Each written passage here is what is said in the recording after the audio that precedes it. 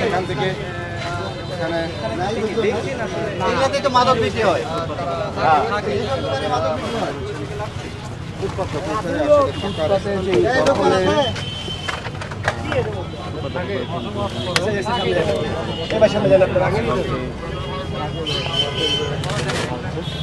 কেউ আছে ভেতরে? ভেঙে দিতে হবে তো, ভেঙে দিতে হবে তো।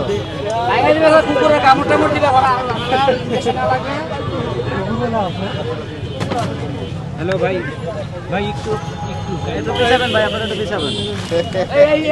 এত অবাক কাহিনী এগুলি করে দেন।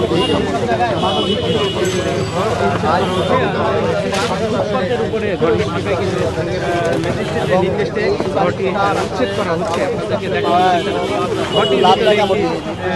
আপনাদেরকে বিভিন্ন মালামাল রয়েছে, আপনাদেরকে সরাসরি দেখাচ্ছি ভিতরে চিত্র।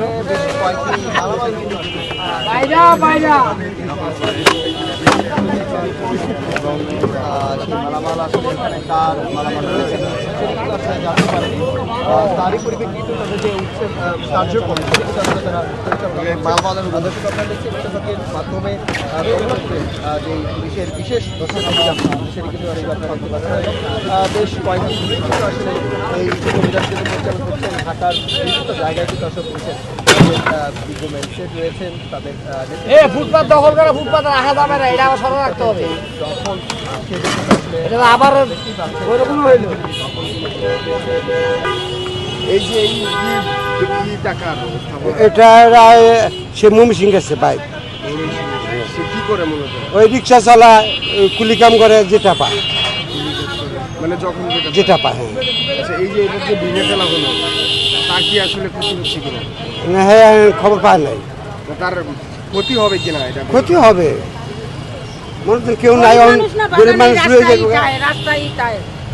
আচ্ছা, এইভাবে যে ভেঙে ফেলা হচ্ছে এটার আসলে হ্যাঁ জানে না, হেরা দেশও গেছে, লোক নাই তো, কেউই নাই, আর কেউই নাই। সে তো জানেও না যে এখান থেকে। হ্যাঁ, হের দেশও গেছে, বাবা ঈদ খাইতে বাদ গেছে আর আহে না। সে পরবর্তীতে আসলে কোথায় থাকবে? বাঙ্গা দিলে হ্যাঁ সংখ্যা হের মালসা মনে হয় লই এক দেশও মিল করে থাকবে। তার কষ্ট হইব আর কি, তার এর থার জায়গা নাই, আর কোনো জায়গা ভালোভাবে ইনকাম করবো, তার এরকম কোনো সাধ্য নাই যে ইনকাম করে খাবো। মাসের বাসা বাড়ি কাজ করে, একটা মহিলা বাসা বাড়িতে কাজ করে আর স্বামী নিয়ে এখানে থাকে, তার ঘর ভাড়া দিয়ে নিয়ে থাকার মতো তার কোনো পরিস্থিতি নাই। এখন এইভাবে ভেঙে না ফেলে আসলে তার একটা জায়গা দিয়ে তারপরে ভেঙে ফেলা উচিত ছিল কিনা? তাই সরকারের তো তাই এটা করার উচিত আছে। এখন সে কি করব, কোথায় থাকবে? বাড়িতে, দেশের বাড়িতে তার বসত ভিটাও নাই যে ওখানে রাস্তার পাশে ফুটপাতে যত দোকানপাট আছে এগুলো উড়ে দিয়ে তো তখন তো আরো চুরি ডাকাতি আরো মানে বদমাশি আরো বেশি হবে। কারণ এরা কই যাবো, এরা কি কাজ করে খাইবো? এটা একটা সমাধান না করি একবার ভাঙাটা এটা অত উচিত না। মানে আমরা তো গরিব মানুষ, মনে করেন আমি একটা চাকরি করি 15,000 টাকা বেতনে, আমি এখানে আসলে দেখা যাচ্ছে 50 টাকা 60 টাকাতে ভাত খেতে পারি। একটা বড় হোটেলে খাইতে গেলে আমার 300 টাকা লাগে, আমি ওই টাকাটা পাবো কি? আমার তখন তো চুরি করতে হইব, আমি ওখানে চুরি করতে হইব, আমার তাছাড়া তো কোনো পথ নাই। এটা কিন্তু সরকারের একটা বিবেচনা করা উচিত, একটা চিন্তা করা উচিত যে এদের তাড়াই দিলে এরা কই যাইব?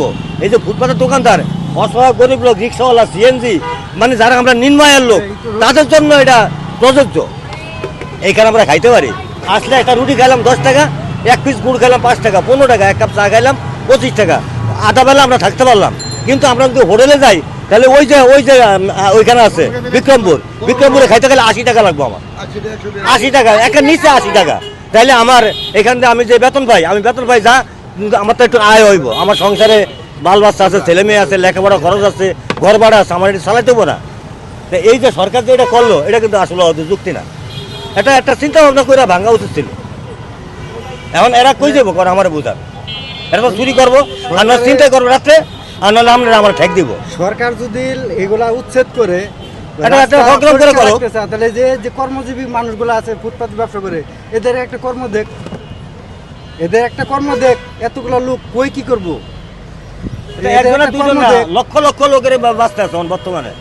এখানে কিছু এই যে নদী ভাঙতি লোক, এটা কিন্তু নদী ভাঙতি নদী ভাঙতি লোক হাজারে হাজারে আছে এরকম স্বাক্ষর যদি আমরা মানে ঘর বানাতে কষ্ট হ্যাঁ, এই বাসায় কাজ করে ক টাকা ভাই ঘর ভাড়া দেবো ক টাকা খাইবো কি ঘুমাইবো কই এটি চিন্তা করতে হবে সরকার যখন আমাদের জন্য এত কিছু করতে আসছে এইটা একটু মাথা নিতে হবে